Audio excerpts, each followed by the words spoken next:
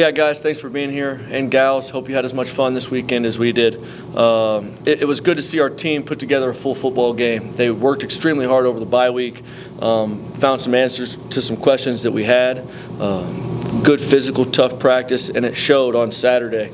We were able to start fast. Obviously, we took the ball. We wanted to go score, had 2 fumbles in a row. Defense was able to do a good job getting the stops we needed, and I don't think we were stopped until maybe the fourth quarter again on offense. Offense was clicking on all cylinders. The offensive staff, Coach Petrino called a great game. Offensive staff had an unbelievable plan. Jacob Clark was absolutely phenomenal. If there was a ball to be completed, he was going to complete it. If he needed to step away from pressure, he stepped away and delivered the ball down the field, stood in there, showed courage. He was absolutely phenomenal. He was 24 or 26 yards away from a record. Jacob, apologies, but you're a good young man. You understand what we're trying to do here, and we got the win that we needed. Defense came out, flew around, created turnovers, and that was a point of emphasis, that and tackling. We eliminated really hardly any missed tackles. Once we got a body on a body, they were going down, and we were able to create turnovers, one for a score, and it turned out to be a good day for the Bears. We're excited for the challenge coming up. Obviously, going into conference play, I'll say it again, we play in the best conference in FCS, and I don't think it's even close. That's obviously dictated by the rankings that came out again today. Getting a good opportunity to go down to play a really good SIU team. Coach Hill has those guys rolling, and we're excited about the opportunity and the challenge. When you go back and watch Jacob's game, just what was it you saw in there? It's just like that's what turned into one of the best quarterback games the school's seen. Yeah, he was as dialed as I've ever seen, and I think a lot of it was just the ample time to prepare, because he was dealing with the shoulder injury to where he didn't take as many practice reps as he probably would have liked during the bye week, but he was able to get in and study a little bit more film and really get dialed on what they were going to do defensively. And I think that's what showed the most, his ability to make progressions based on coverage and formation, and it was crystal clear for him. He was seeing the board perfect, and again, the offensive line did a nice job in pass pro, and the wide receivers got open and got yards after the catch, which was a lot of fun to watch.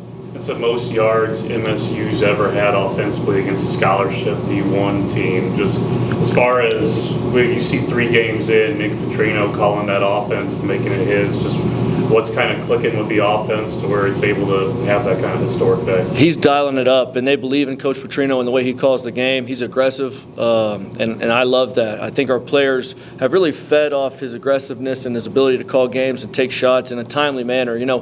We're not a group that just throws up 50-50 balls to throw them up. We want to establish a time and a place and make sure that we're doing the things we need to do to create those big opportunities. And it's been great. Even in the beginning of fall camp, we talked about the wide receiver room and needing guys to step up, and it's been by committee, and every single one of them have flashed, and I can't wait to see that room continue to grow. Braylon Sharp had a performance that we have seen out of him before, but Tariq Owens had a career day. How did that look on the sideline to you? Corey, I've been waiting to see that since he stepped on campus. He is one of the most gifted athletes that you'll put eyes on in a Bears jersey. He can run, he can catch, he's tough, he's big, he's strong, he looks unbelievable in his pads. He just needed to find himself and find a rhythm. And I think Jacob has a lot to do with that, knowing the ball is going to be there on time and knowing they have a really good connection, because again, Tariq has been a 2 in his career, and Jacob grew up in this system as a 2, and they were able to work together a lot like him and Hunter Wood, kind of they talked about the other day. And I think that's paying off tremendously because they know each other well, they're in sync, and it's been fun. Coach, on Saturday, sitting in the press box, I talked to somebody and they said the way Jacob Clark composed himself in the pocket, the way he's able to see the field, he's got big record potential with this school. How does his potential and Nick Petrino's offense, how can that possibly come together down the line? Yeah, I think it's a beautiful thing. The way that they interact together and the way they kind of bounce ideas off each other, that's what you want to have between not only your quarterback coach but your play caller and your QB1. They mesh extremely well. And Jacob, I know he's quiet, but he's a silent assassin. He's got some gunslinger to him too, which I love. Again, he's tough. He wants to score a bunch of points, and he's got a big arm. He's got all the tools it takes. And the nice thing about Jacob is he's going to continue to get better as he takes more snaps. He's the guy. He is our quarterback, and I think that's kind of helped him come into his own as well. And it's really been fun watching him take charge of the offense and make it his own. And basically, he's their leader, and they play hard for him. as you mentioned, you play in arguably the toughest conference, right, in this division of football. Clearly, that competition is going to be a lot tougher than Utah Tech is probably. So what does SIU pose to you defensively as a challenge? Yeah, they do a really nice job. Again, it starts at the top. Nick Hill's done an awesome job there. He's been there for a while. He's continued to have really good players come through that system, and they're aggressive on defense. They're going to be a 3-down front. They have some big interior guys that can run, and they're going to move the front. They're going to bring it. They're going to bring a lot of pressure, which is, again, it's a good task for our offensive line to see exactly how far we've come. And Jacob understands, again, how to make sure he gets eyes on pressure, get us in and out of advantage runs and checks. And it's going to be a fun game. They've got skill guys on the perimeter as well that can cover and will run and strike. Ability to create turnovers. We have to make sure we take care of the football. All right, and that comes with making sure we don't have a ton of negative plays, taking care of the ball, trying to, again, consistency with the run game is crucial, and then open up some shot plays for our skill guys. Coach, one of my favorite stories from the offseason was your team's decision to give J.J. O'Neal a scholarship. Was his pick six on Saturday the most popular touchdown on the sideline? No, there's no doubt. JJ is a young man. And again, we've talked about it quite a bit, that everyone was kind of taken aback when I asked Coach Petrino. I said, I really think that I think we can make him into a special kid in the secondary. And, he had his start. We kind of tried him out a few different places at wideout, quarterback, and it was once he got into the DB room and you saw his mental makeup and you saw what he could be. Sure, he didn't have the smoothest pedal. He didn't have, the smoothest transition, but what he does have is a big heart and courage and impact, and he's got a ton of intangibles. He's super athletic. He can run. He can jump. He can hit. I'm excited about JJ's future, and it's one of those things that I wrapped my arms around him after the game, and I said, I appreciate you making me right. All right, it's one of those things that when you have a gut instinct on a kid when you're recruiting him and you don't know what he's going to be, you don't know what he's going to play, but you want him to be a part of your program. He's a special young man, and the guys cheer for him every single down. The running game. First half, you guys didn't have to run the ball that much. You were having so much success in the air.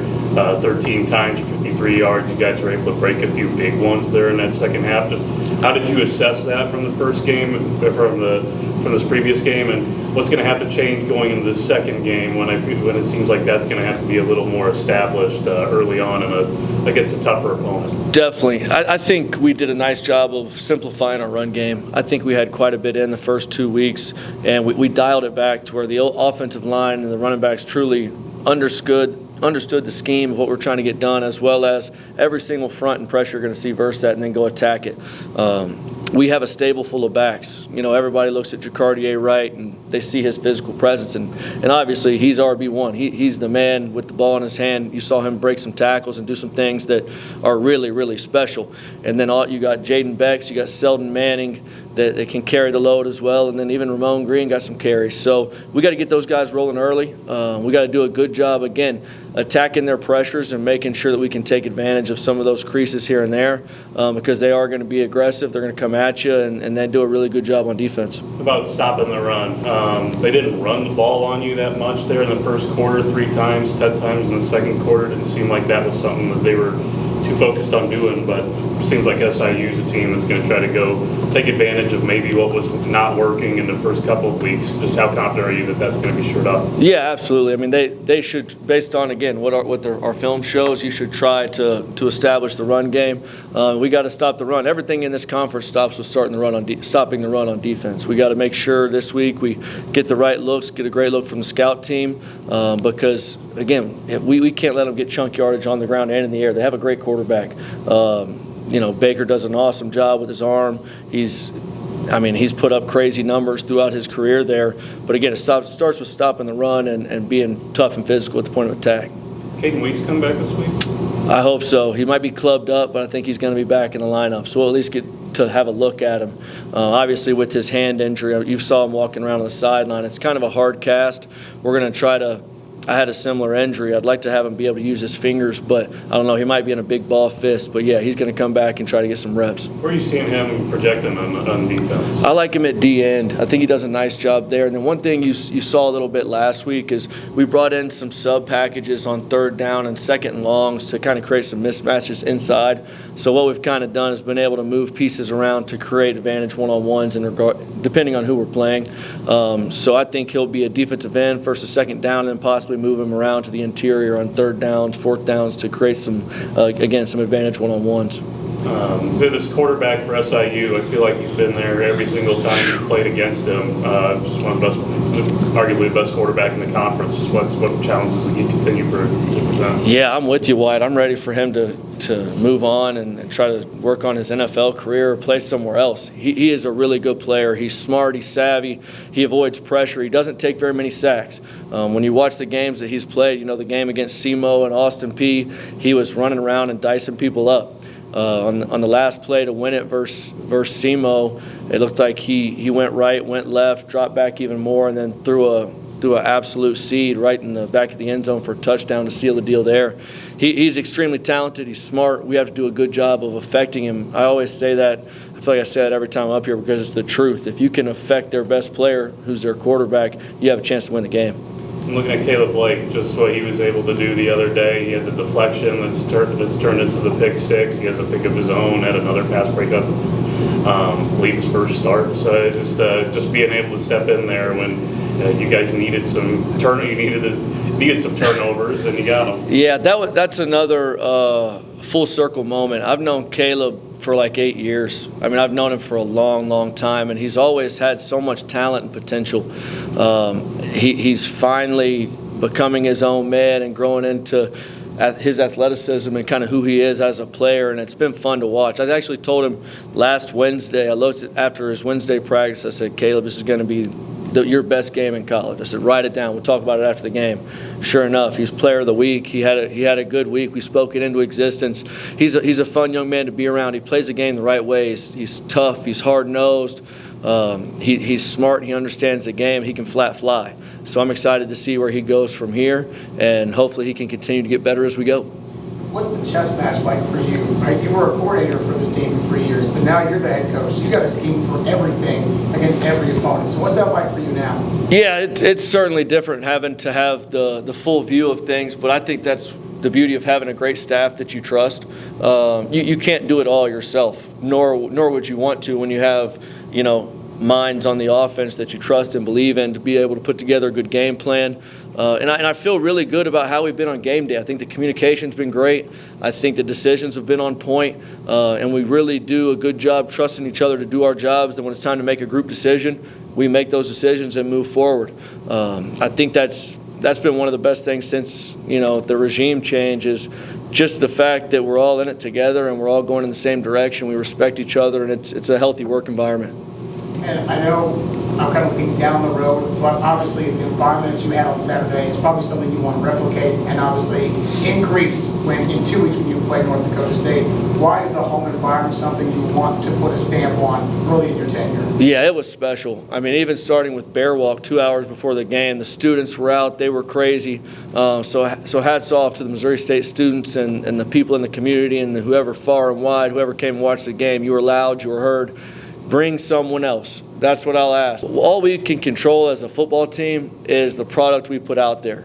And I think that they saw a quality product, and I think they had fun watching touchdowns, watching defensive touchdowns. And as long as we continue to do that, I think the community will have our back and come out and support us. So you talked about earlier this season how you guys know how to put a schedule together, how you get a team on the road, conference opponent, coming off their bye.